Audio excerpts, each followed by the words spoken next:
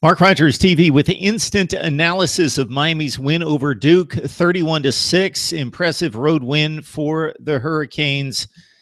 To move on to 3-0 on the season, of course, they've lost the two games to the Hurricane. Duke falls to 4-1. And the first big Coastal Division matchup in the ACC this season goes to Miami, the much more physically dominant team, the faster team, the more athletic team. Duke, a fine football team. And it was mentioned several times on the broadcast, a much more physically imposing defense than what we've seen in recent years. And they really held down Miami to 17 points for the bulk of the football game. For the competitive portion of the game, it was 17-6. But Duke doesn't have the explosive players on offense. They do not have the offensive line to run the type of run-oriented offense that they want to and to compete at the level of Miami and some of the teams that they will face later in the schedule, depending on who they've got out of the Atlantic Division. So let's focus on Miami. Again, Duke, a solid team. Think Kansas State, Minnesota, 7-5 type team. They are much improved over last season, much more physically imposing defensively. And Daniel Jones is a fine quarterback who shoulders too much of the load on offense. And David Cutcliffe bringing in some players with some fine recruiting classes in recent years that should help in that endeavor. All right, let's start with Miami. Let's go player by player in regards to the key players in this one and looking forward to the Florida State game. Malik Rocher, of course, 15 of 26, 270 yards, 2 touchdowns, and the 1 interception was a bad overthrow, but the rush was right in his face and affected the throw, and that was downfield and trying to hit Amon Richards on a post pattern.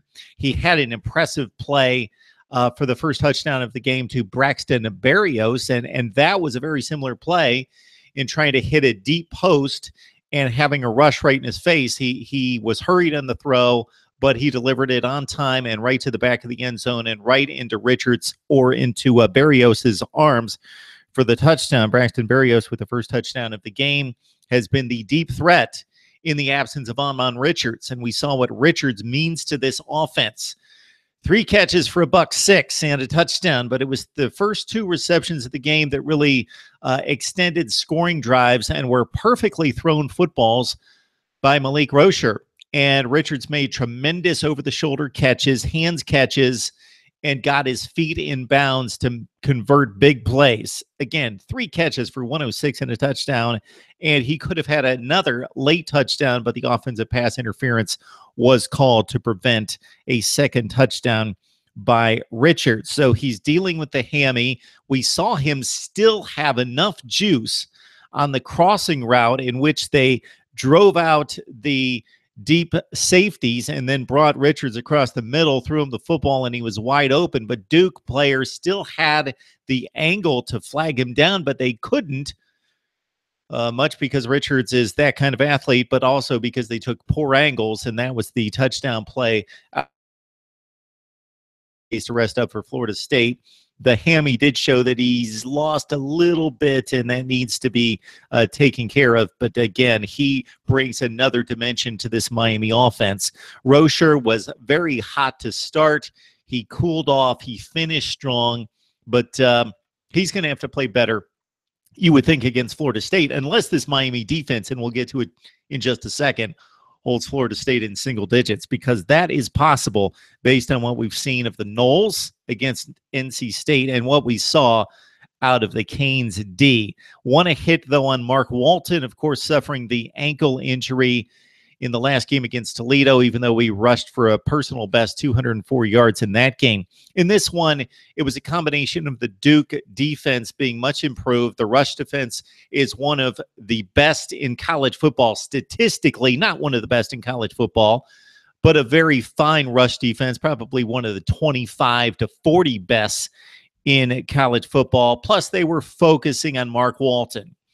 Solid game plan defensively for Duke. Of course, you take the best player out of the game, you stop the run, and you say, Malik Rocher, you've got to beat us with precision passing. Did he do that? Well, he obviously did good enough with the help of the defense that only gave up 6 points. So it was a sound approach defensively by Duke and David Cutcliffe, but Mark Walton Because of that approach by the Duke defense, 17 carries for 51 yards, and also losing a little of explosive playmaking ability because of the ankle. He went down late in the game.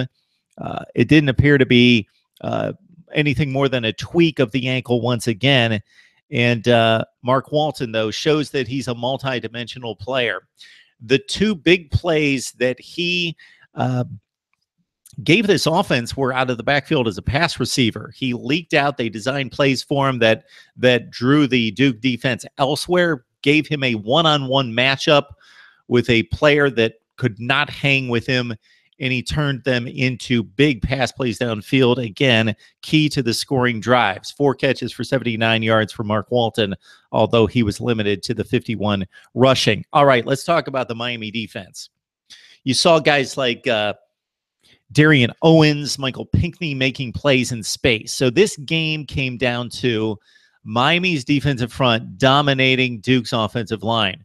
Duke had more yardage in this game most of the game. So the final numbers, 406 total yards for the Miami offense and 349 for Duke. But for the competitive portion of this game, Duke outgained Miami, but they didn't have the explosive plays. Miami had the explosive plays with Berrios and Richards in particular, and Walton out of the backfield as a pass catcher. Duke did not have the explosive plays. Almost every drive was the same. They got the ball deep in their own end, and they typically would rip off a number of nice gains on the ground, maybe complete a pass. The most impressive one was the slant when it was still a good game at 14-3 or 14-6, when DJ Taylor hauled in the slant from Daniel Jones, who had the rush right in his face, and was the third and long play, and he delivered it on time.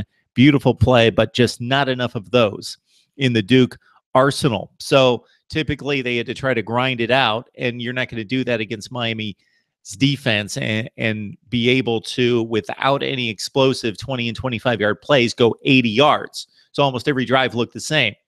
Run it for 8, run it for 5, run it for even 11 or 12 and look really good and pick up a couple first downs, and they would pick up typically 30, 35, 40 yards on each drive.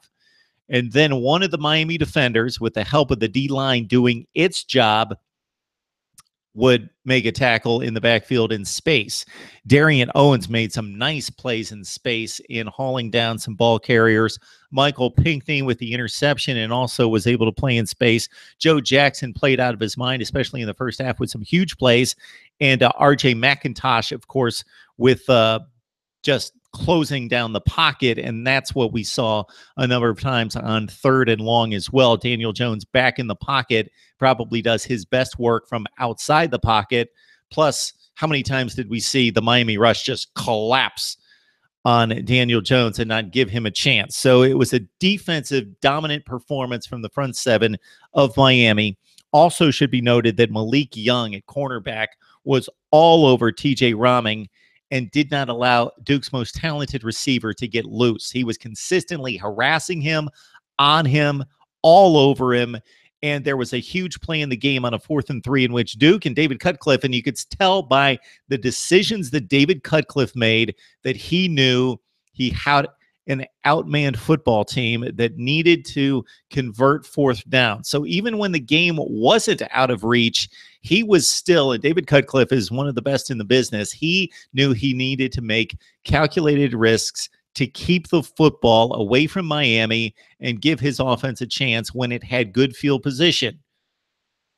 Even late in the game, I thought it was the only play that he could make on a 4th and inches at his own 19-yard line. He went for it. But on this particular play, they threw the slant on 4th and 3, typically a very safe play. The ball was on the money, but Malik Young made the pass breakup that gave the ball back to the offense. Travis Homer got loose late in the game. Tack-on touchdown looks good for his stats from 40 yards to make it 31-6.